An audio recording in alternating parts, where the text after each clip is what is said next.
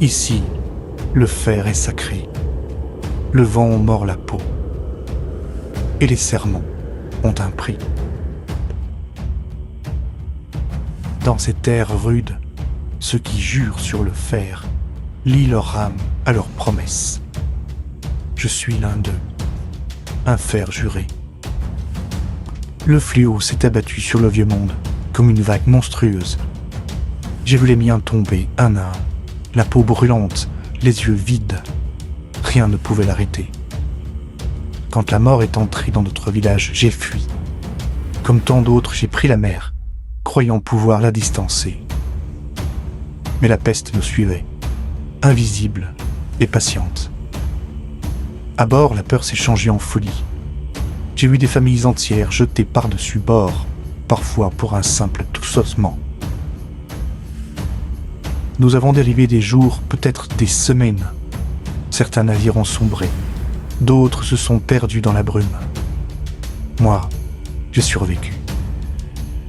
Nous avons touché terre sur une côte froide et déchiquetée, les terres de fer. C'est là que nous avons bâti nos foyers, en jurant de recommencer.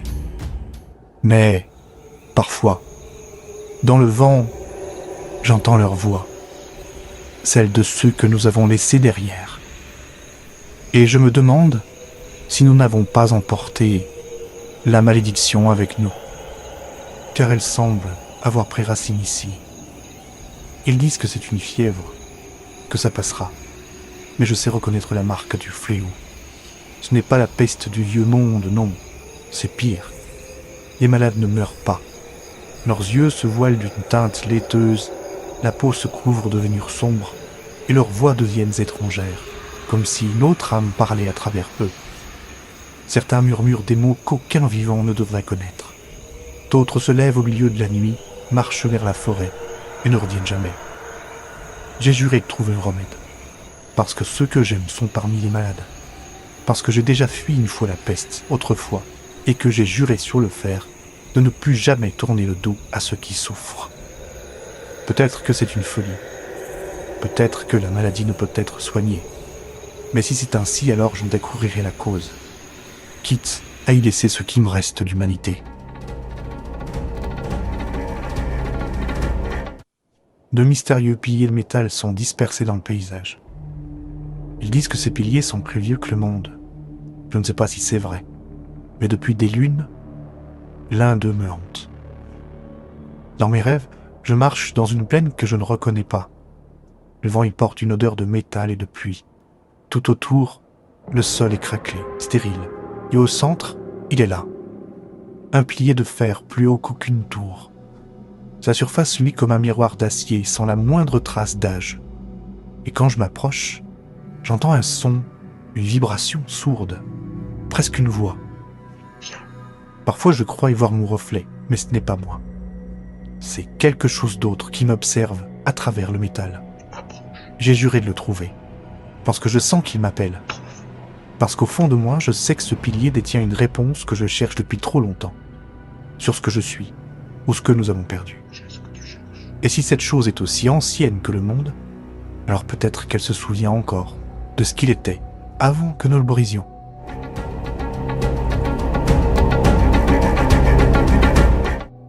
Avant nous, avant les peuples du fer, et avant même les premiers-nés, un autre peuple vivait ici. Leurs traces dorment encore sous nos pas. Leurs ruines anciennes sont éparpillées à travers toutes les terres de fer, comme les vestiges d'un souvenir que le monde refuse d'oublier.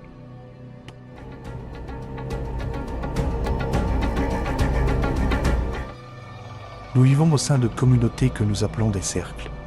Le mien se dresse sur une terre froide, entre rivière et forêt. Nous sommes une trentaine d'âmes, forgerons, chasseurs, éleveurs. Ici, chacun connaît le nom du vent et la voix du fer. Depuis toujours, nos cercles commercent ou s'affrontent. Il y a des liens d'alliance, de sang, et d'anciennes rancunes qu'aucun hiver ne parvient à effacer. La querelle avec le cercle d'Anvir, notre voisin, dure depuis des générations. Officiellement, tout a commencé à cause d'une rivière, un bras d'eau que nos anciens disaient nôtre et qu'ils ont détourné pour alimenter leur mou. Mais je crois que la véritable cause est plus ancienne. Nous avons fui le vieux monde ensemble. Nos ancêtres partageaient les mêmes barques. Puis, quelque part entre la mer et ses terres, la peur s'est installée. Chacun a voulu reconstruire à sa manière, protéger les siens et oublier les autres. Aujourd'hui, les champs sont brûlés, les enfants dorment avec une lame sous l'oreiller, et les routes entre nos deux cercles ne sont plus sûres. J'aimerais comprendre ce qui nous a brisés. Peut-être qu'en retrouvant ce qui nous brisait avant, je pourrais mettre fin à cette folie.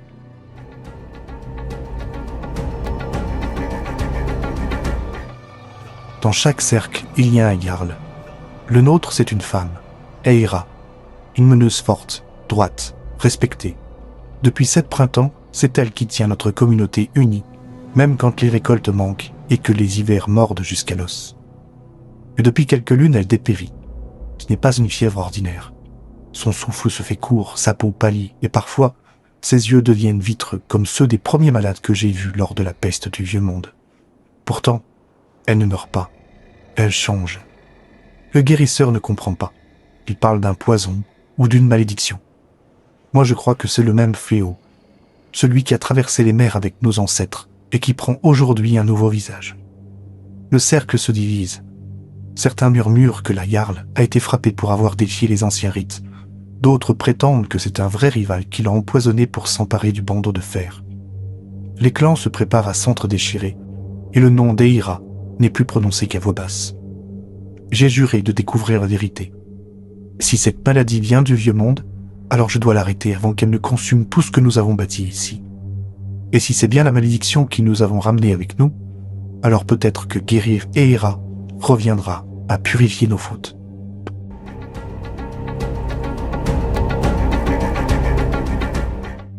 Je suis un gardien. Nous veillons sur nos cercles de jour comme de nuit. Certains d'entre nous tiennent la frontière. D'autres patrouillent sur les sentiers, veillant à ce que les loups, ou pire, ne franchissent pas nos palissades. Nous ne portons pas d'uniforme, seulement les cicatrices du froid et le poids du devoir. Quand le vent souffle sur les terres de fer, c'est nous qui répondons les premiers. Beaucoup d'entre nous servent le cercle qui les a vus naître. Nous connaissons chaque maison, chaque visage, chaque enfant à protéger. Mais il y en a d'autres, les gardiens libres, des hommes et des femmes sans foyer qui vendent leur lame aux plus offrants. Certains sont des héros, d'autres des bêtes affamées. Moi, je n'ai pas encore quitté mon cercle, mais ça ne saurait tarder. C'est au lever du jour que je l'ai trouvé. Étendu dans la neige, son sang m'avait gelé autour d'elle comme une auréole noire.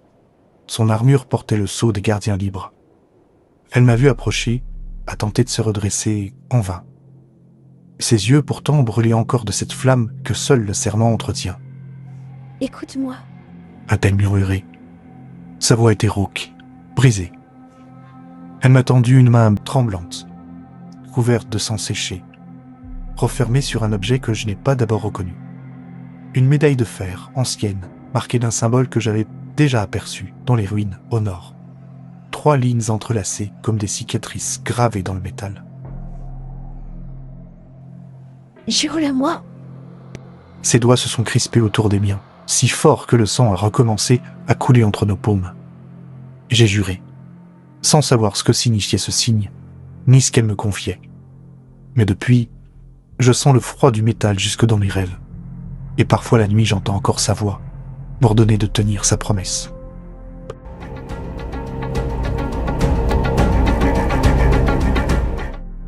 La magie.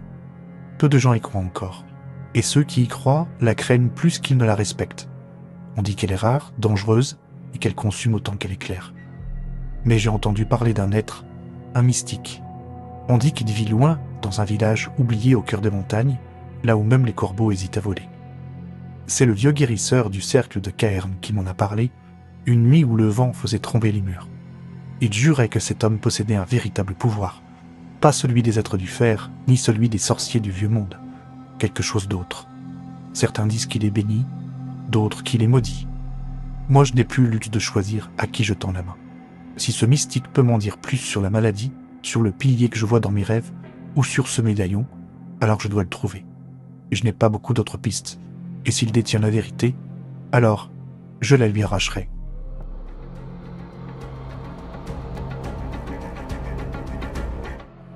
Nos dieux sont nombreux, trop peut-être pour que nos prières trouvent une oreille. Mais je les ai vus à l'œuvre, dans le feu, la pierre et le fer. Parfois elles se montrent dans les rêves, parfois dans la chair. Certains disent qu'ils marchent encore parmi nous, dissimulés sous les traits des hommes. Les prêtres prétendent comprendre leur volonté. Ils lisent des signes dans la cendre, dans le vol des corbeaux, dans le craquement du métal chauffé à blanc. Certains sont sincères, d'autres ne cherchent qu'à gouverner sous couvert de foi. Moi je prie sans temple et sans témoin.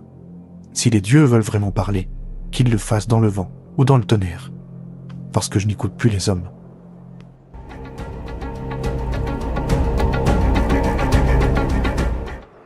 Les premiers-nés ne vivent pas comme nous. Ils ne commercent pas, ne prient pas nos dieux. Ils se tiennent à l'écart, farouches, fiers et prêts à tuer pour protéger leurs frontières.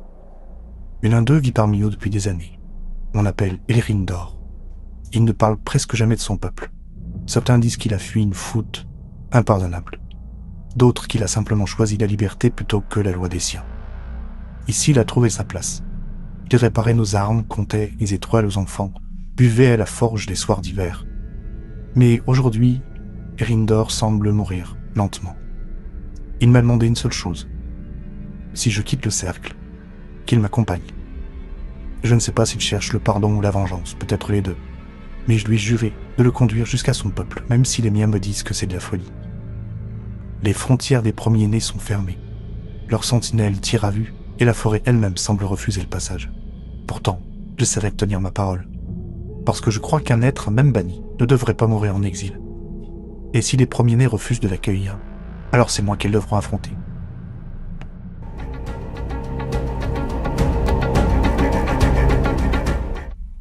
Des bêtes rôdent dans les terres sauvages. Pas des loups, ni des ours, non. Des choses plus anciennes, plus affamées. J'ai vu leurs traces dans la neige. Des empreintes trop grandes, trop profondes, comme si la terre elle-même voulait se refermer dessus. Parfois la nuit on entend leurs cris résonner à travers la vallée. Un son qui fait vibrer le fer et gèle le sang. Quant aux horreurs, nous savons qu'elles existent. Elles vivent dans les forêts où la lumière ne pénètre jamais, sous les rivières noires, ou dans des grottes que même les loups évitent. Quand la longue nuit tombe et que le vent siffle entre les portes, nul ne sort plus. Seuls les fous ou les désespérés s'aventurent dehors. Et si par malheur on croise quelque chose dans l'obscurité, on comprend vite que certaines prières ne servent plus à rien.